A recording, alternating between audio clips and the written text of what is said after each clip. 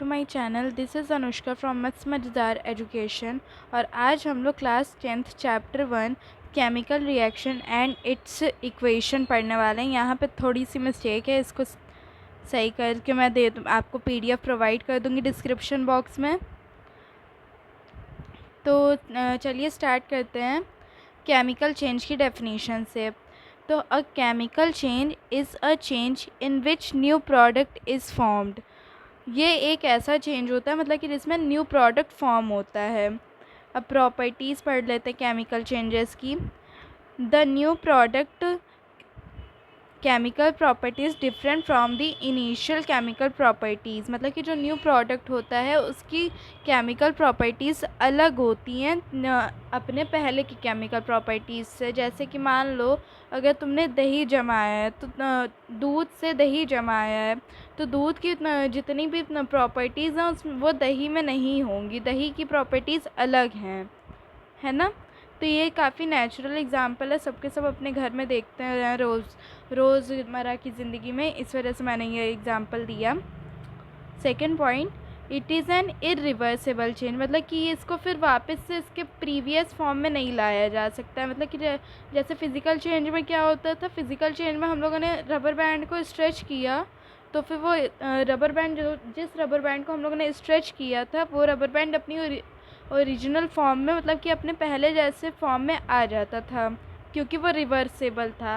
वहीं chemical change irreversible change है। Some examples of chemical changes, burning of paper. Burning of paper हम लोग chemical change क्यों कह सकते हैं, क्योंकि इसमें केमिकल प्रॉपर्टीज़ चेंज हो जाती हैं। जैसे कि पेपर को अगर जला दो तो वो राख बन जाता है। अब राख को तुम लोग पेपर कैसे बना सकते हो।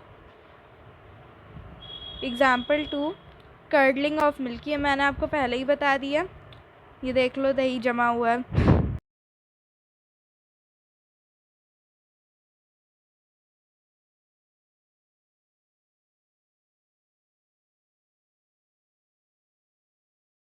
तो इसको याद रखना कि इसमें लैक्टोबैसिलस प्रेजेंट होता है। कौन सा एसिड? लैक्टोबैसिलस। लिख लो, इसको बुक में लिख लो, कॉपी में लिख लो, छपवा लो, चाहे जहाँ पे लिख लो, पर लेकिन लिख लो, इसको याद होना चाहिए, लैक्टोबैसिलस। ठीक। From the above example, we conclude that the chemical reaction must have following changes।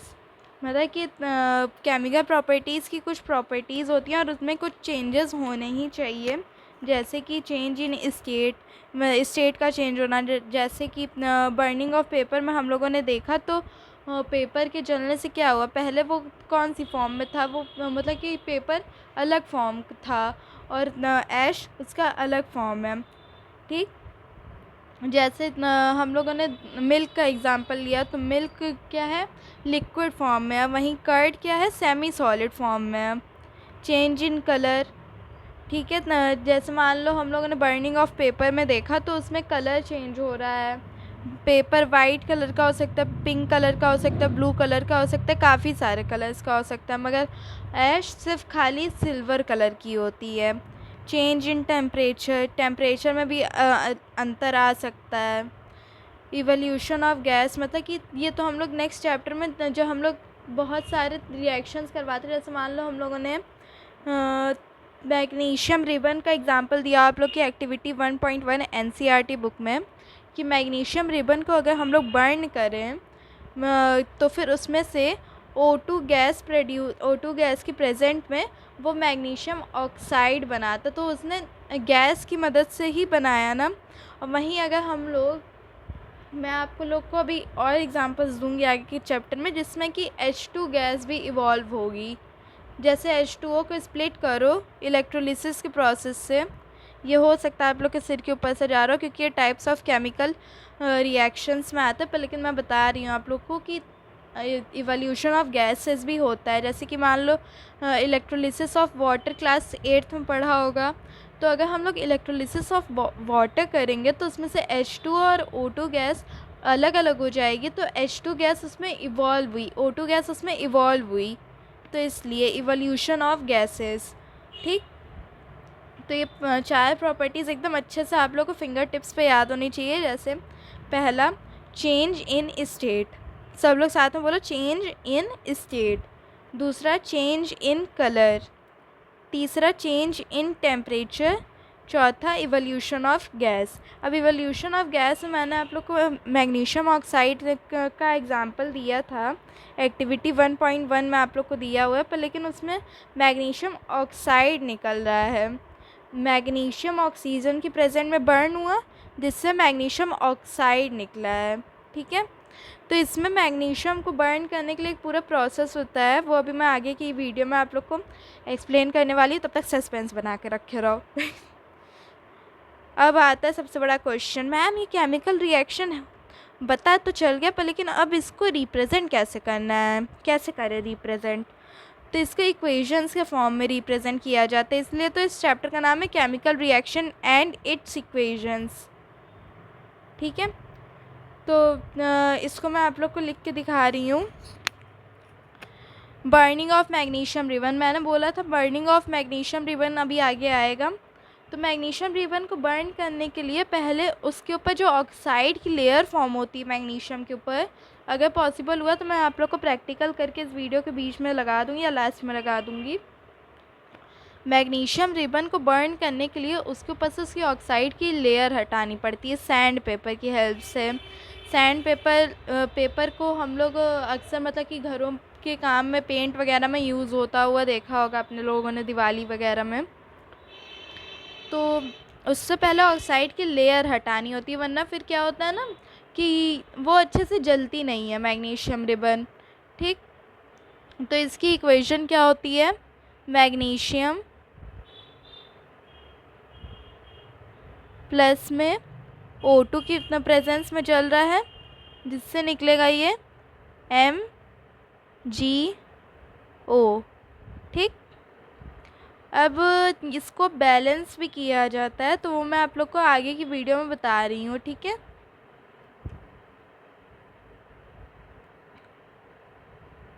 इसको आप लोग अच्छे से नोट कर लो। मैं डिस्क्रिप्शन बॉक्स में जब PDF दूंगी तो उसमें ये चीज़ लिखी होगी, पर लेकिन अभी मैं इसको स्क्रीन रिकॉर्डिंग कर रही हूँ, अभी मैं इसको यहाँ से अंडू करूँगी तो ये सब चला जाएगा, बिना अंडू किए ये स्क्रॉल नहीं होगा, इसलिए अभी इसको लिख लो। ठीक है, Mg + O2 MgO। इसको बैलेंस भी करने की ज़रूरत पड़ती है, जैसे O2 का यहाँ पे 2 मॉलिक्यूल है, पर लेकिन यहाँ पे तो एक ही है, तो यहाँ पे 2 मॉलिक्यूल लग जाएगा इसको बैलेंस करने के लिए। ठीक है, पर लेकिन फिर अब यहाँ पे मैग्नीशियम 2 ठो हो गया, पर लेकिन मैग्नीशियम तो यहाँ पे एक ही है, तो यहाँ पे 2 ठो मॉलिक्यूल लग जाएगा मैग्नीशियम के पहले। तो मैं बैलेंस्ड इक्वेशन आप लोग की हो जाएगी,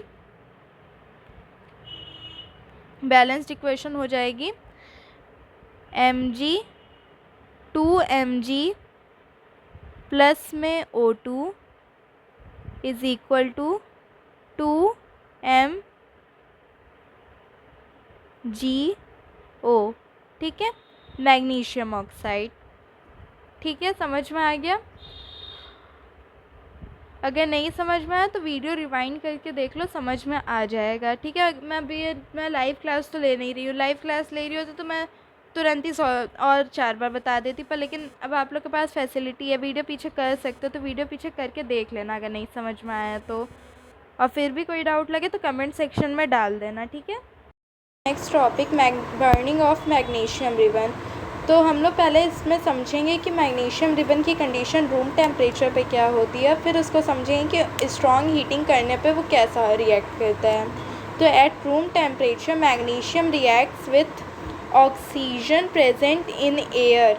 तो एयर में जो भी ऑक्सीजन, एयर में आप लोग को पता है ऑक्सीजन, नाइट्रोजन गैस और भी बहुत सारी गैसेस होती हैं, उनमें से ऑक्सीजन के साथ मैग्नीशियम रिएक्ट करके बना लेता है magnesium oxide on its surface, अपने सरफेस के ऊपर। ठीक है, इसी को हटाने के लिए हम लोग इसको क्लीन करते हैं। किससे क्लीन करते हैं? हमने पहले ही बताया था आपको, सैंड पेपर से। किससे? सैंड पेपर से। ठीक, अब स्ट्रॉन्ग हीटिंग करने पर अब उसकी क्या कंडीशन होती है? On strong heating magnesium ribbon Burns with dazzling flame. Dazzling flame का मतलब होता है, मतलब जैसे फुलझड़ी वगैरह आप लोगों ने जलाई होगी दिवाली पे, तो जो फ्लेम फुलझड़ी से निकलती है, जिस टाइप की फ्लेम, उस टाइप की ही फ्लेम होती है सैंड पेपर की। ठीक है। और ये क्या लेफ्ट कर देता है, वाइट रेजिड्यू, जिसको कि हम लोग क्या कहते हैं, मैग्नीशियम ऑक्साइड। इसलिए कभी भी अगर क्वेश्चन आप लोगों से एग्ज़ाम में घुमा फिरा के पूछे कि मैग्नीशियम ऑक्साइड का क्या कलर होता है, तो उसका आंसर हो जाएगा वाइट कलर। क्या कलर होता है, वाइट कलर। अब चलते हैं नेक्स्ट टॉपिक पे। अब नेक्स्ट टॉपिक है protection of eyes during the burning of magnesium ribbon. तो फिर देखो, it is advise to wear eye protection during the burning of magnesium oxide, sorry इधर मिस्टेक है, मैग्नीशियम होगा। मैग्नीशियम ऑक्साइड को कैसे ही जलाया जा सकता है, उसको तो पहले ही क्लीन कर दिया जाता है ना, जिससे कि मैग्नीशियम अच्छे से जले। तो यहाँ पे सिर्फ खाली मैग्नीशियम होगा। तो it is advise to wear eye protection during the burning of magnesium because when magnesium burns in air white light is produced. मैंने पहले ही बताया, वाइट लाइट इसमें से प्रोड्यूस होती है, जिसमें क्या होती है, अल्ट्रा वायलेट रेज होती है, ultra violet rays which can cause photokeratitis. Photokeratitis एक आई डिसीज़ होती है, जिससे कि बहुत ज़्यादा जलन होती है आँखों में, बहुत कभी कभार तो आँखें ही ख़राब हो जाती हैं। इट कैन परमानेंटली डैमेज दी आई, इसलिए ऐसा एडवाइस किया जाता है कि प्रॉपर हम लोग आई प्रोटेक्शन लें, ठीक है। पीपीटी में जितनी भी गलतियाँ हैं उसको अभी इस समय वीडियो के टाइम पे आप इग्नोर कर दीजिए, मैंने आपको डिस्क्रिप्शन में एकदम सही पीपीटी प्रोवाइड की है। ये कुछ इस तरीके का होता है प्रोटेक्टिव ग्लास, देखा भी होगा आजकल बिल्डिंग करते समय ज़्यादातर लोग इस तरीके के ग्लासेस पहनते हैं। बिल्डिंग करते समय जैसे कभी कभार अगर आपके घर में कोई लोहे का सामान अगर जुड़ रहा हो वेल्डिंग मशीन से, तो उसमें जितने भी लोग रहते हैं इसको पहने रहते हैं, ठीक है। अब क्वेश्चन आता हो कि अब हम लोग को बैलेंस केमिकल इक्वेशंस को बैलेंस करने की ज़रूरत क्या है। अच्छा खासा चल तो रहा था, ऐसे ही लिख देते हैं Mg+O2 MgO, इसको बैलेंस करने की क्या ज़रूरत है। तो अब याद करो, क्लास 9th तुम लोगों ने एक law of conservation of mass पढ़ा होगा, जिसमें कि तुम लोगों ने पढ़ा होगा कि पहले जितना मास रहता है, मास में कभी भी चेंजेस नहीं आते हैं, चाहे केमिकल रिएक्शन से पहले चाहे केमिकल रिएक्शन के बाद। केमिकल रिएक्शन से पहले भी उस पर्टिकुलर प्रोडक्ट का उतना ही मास होता है जितना केमिकल रिएक्शन के बाद।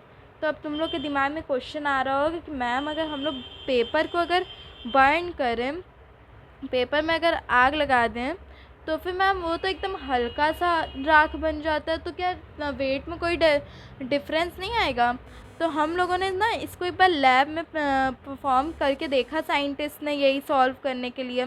तो लैब में जब उन्होंने परफॉर्म करके देखा तो उनको पता चला, उन्होंने एकदम ग्लास में रख के परफॉर्म किया। जैसे मान लो यहाँ पे ग्लास में रख के इन्होंने पेपर को जलाया और यहाँ पे पेपर का वेट लिया, ठीक है।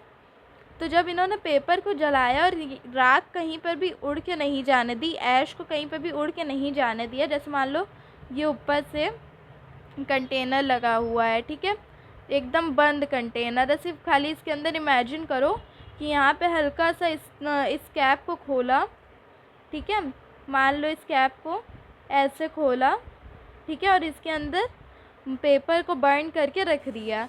तो अब ऐश कहीं पर भी उड़ेगी नहीं, तो ऐश कहीं पर भी जब उड़ेगी नहीं तो फिर क्या होगा ना उससे कि तो फिर उससे कहीं पर भी अगर ऐश जब उड़ेगी ही नहीं, तो फिर ये ब्लू ब्लू कलर की ऐश सब एक ही जगह पे रहेगी। तो साइंटिस्ट ने कंक्लूजन ये दिया कि पहले जो वेट था पेपर का, वही वेट बाद में भी इक्वल है पेपर के ऐश बनने के, ठीक है। तो इसको एकदम अच्छे से परफॉर्म जब करो ना, तो फिर तुम लोग को भी एकदम इक्वल ही वेट मिलेगा। पर लेकिन हम लोग क्या करते हैं, इन्वायरमेंट में जलाते, तो इन्वायरमेंट में हवा से वो उड़ जाती है आधी से ज़्यादा ऐश, ठीक है। ये याद कर लो डाल्टन एटॉमिक थ्योरी, ये मैं फिर से लाई हूँ। क्लास 9th में जिन बच्चों ने नहीं पढ़ा अच्छे से, क्यों नहीं पढ़ा, पर लेकिन अगर नहीं पढ़ा तो ये सब याद कर लेना, अच्छे से पूछा जा सकता है एग्ज़ाम में, ठीक है।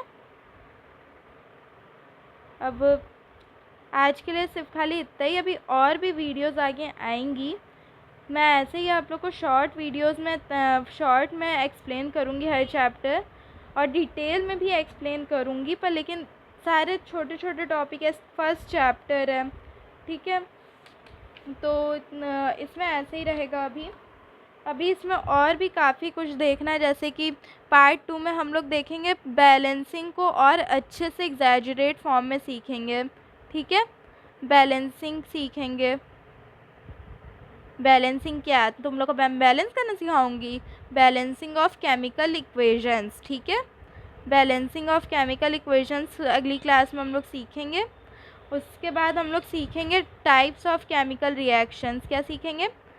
Types of chemical reactions. अभी इतना मैंने बताया इलेक्ट्रोलिटिक रिएक्शन, इसको याद रखना। मैं लास्ट वीडियो में अगर पूछी और जो नहीं बता पाया उसके घर पे आके मारूंगी मैं उसको, ठीक है। तो टाइप्स ऑफ केमिकल रिएक्शन हो जाएगा। उसकी अगली वीडियो में हम लोग पढ़ेंगे ऑक्सीडेशन एंड रिडक्शन। तो ऑक्सीडेशन एंड रिडक्शन हो जाएगा, पार्ट 4 हो जाएगा, ठीक है। और फिर उसके बाद हम लोग पढ़ेंगे कोरोजन, पढ़ेंगे क्या पढ़ेंगे? कोरोजन, वो पार्ट 5 हो जाए। फिर उसके बाद हम लोग इम्पॉर्टेंट क्वेश्चन देखेंगे पार्ट 8 तक, ये आप लोग का पूरा चैप्टर ख़त्म हो जाएगा। Thanks for watching. Please like, share and subscribe.